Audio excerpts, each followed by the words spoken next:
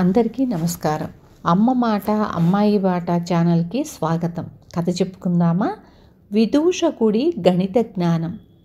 కాంచనగిరి మహారాజు కనకాదిత్యుడు ప్రజల క్షేమం కోసం కొన్ని పథకాలను తలపెట్టి వాటిని రూపొందించి సక్రమంగా అమలు చేయగల అధికారుల కోసం పరీక్ష ఒకటి ఏర్పాటు చేశాడు.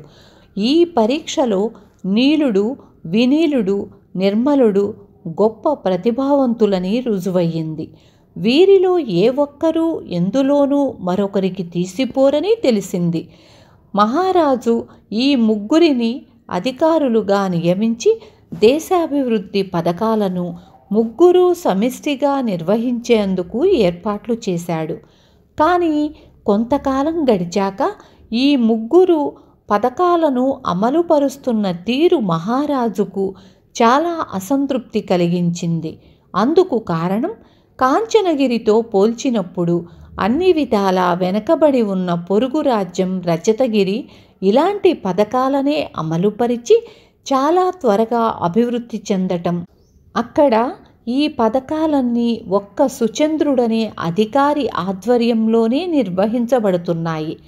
కనకాదిత్యుడు ఒకనాడు మాటల సందర్భంలో ఈ విషయాన్ని తన ఆంతరంగికుడైన విదూషకుడు విశ్వేశ్వరుడితో ప్రస్తావిస్తూ, మన దేశంలో ముగ్గురు అధికారులున్నా కాని పనులు రజతగిరిలో సుచంద్రుడొక్కడే విజయవంతంగా నిర్వహిస్తున్నాడు. ఇది చూస్తుంటే మన అధికారులు అసమర్థులని తేలిపోతున్నది అన్నాడు. దానికి విశ్వేశ్వరుడు, మహారాజా, సుచంద్రుడు సమర్థుడైన అధికారే, కానీ మన అధికారులు కూడా సమర్థత విషయంలో ఒక్కొక్కడు ఇద్దరు సుచంద్రులకు సమానులని నా దృఢ విశ్వాసం అన్నాడు. కనకాదిత్యుడు నవ్వి, ఎవడి దేశస్థుణ్ణి వాడు పొగిడి గొప్పగా మెచ్చుకోవడానికి అనే మాటలివి అన్నాడు.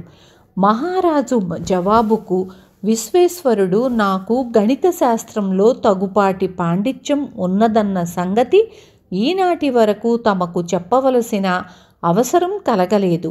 మహారాజా, నేను కుతూహలం కొద్దీ మన అధికారుల సమర్థతను సుచంద్రుడితో పోల్చి అంచనా వేస్తూ కొన్ని లెక్కలు తయారు చేశాను. ఆ కారణం వల్లనే నేను తమకిలా మనవి చెయ్యగలిగాను అన్నాడు. విశ్వేశ్వరుడు ఇలా అనగానే మహారాజుకు కొంత ఆసక్తి కలిగి అవేమిటో వివరించమన్నాడు. మీరు స్వయంగా ఎన్నిక చేసిన నీలుడు, వినీలుడు, నిర్మలుడు ఈ ముగ్గురిలో ఏ ఒక్కడిని విడిగా తీసుకున్నా ఇద్దరు సుచంద్రుల విలువ చేస్తారన్న దానిలో సందేహం లేదు.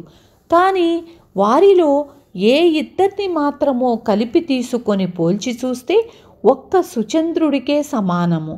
మరొక ఆశ్చర్యకరమైన విషయం ఏమిటంటే, మన అధికారులు ముగ్గురిని కలిపి లెక్కించి పోల్చినట్టయితే కనీసం ఒక్క సుచంద్రుడికి కూడా సమానం కాలేరు అన్నాడు విశ్వేశ్వరుడు. మహారాజు అవహేళనగా తన ఒక్కొక్క అధికారి ఇద్దరు సుచంద్రులకు సమానమని ప్రారంభించి ముగ్గురిని కలిపి తీసుకున్నప్పుడు మాత్రం ఒక్కడిపాటి కూడా చెయ్యడంటున్నావు. ఈ తలకిందుల లెక్కలు విన్నాక పాండిత్యం మాట ఎలా ఉన్నా కనీసం నీకు చిన్న గుణకారాలు కూడా రావని తేలిపోయింది అన్నాడు. మహారాజా, నాకు చిన్న అంకెల్ని హెచ్చవేయడం రాదంటే అభ్యంతరం చెప్పను, కానీ గణిత శాస్త్రంలో ప్రవేశించలేదంటే మాత్రం అంగీకరించలేను. తమరు సెలవిస్తే మన అధికారుల సమర్థతను నేను గణించిన పద్ధతి మీకు మనవి చేసుకుంటాను అన్నాడు విశ్వేశ్వరుడు. సరే కానివ్వమన్నట్లుగా మహారాజు తల ఊపాడు. మన అధికారుల మేధాశక్తి సమర్థత మీరెరిగినదే. అటువంటి ముగ్గురు వ్యక్తులకు సమిష్టిగా నిర్వహించమని మీరొక బాధ్యత అప్పగించారు.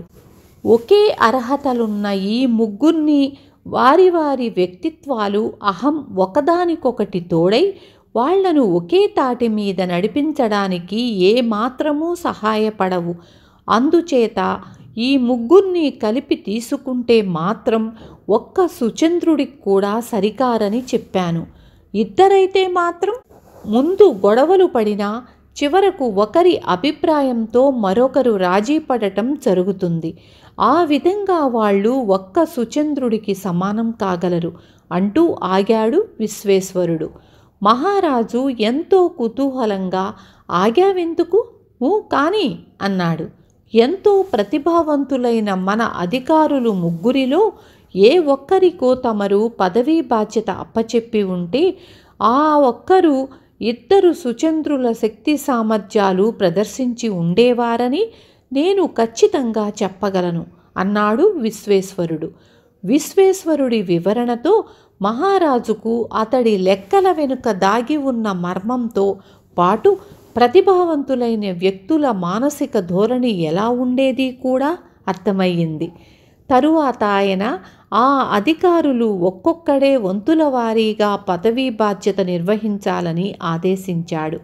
కొంతకాలం జరిగాక మహారాజుకు తన అధికారులు సుచంద్రుడి కన్నా విదూషకుడి లెక్కల ద్వారా తేల్చిన దానికన్నా కూడా సమర్థులని తెలియవచ్చింది. విన్నారు కదా. రేపు మళ్ళీ ఇంకొక మంచి కథతో మీ ముందుకొస్తాను.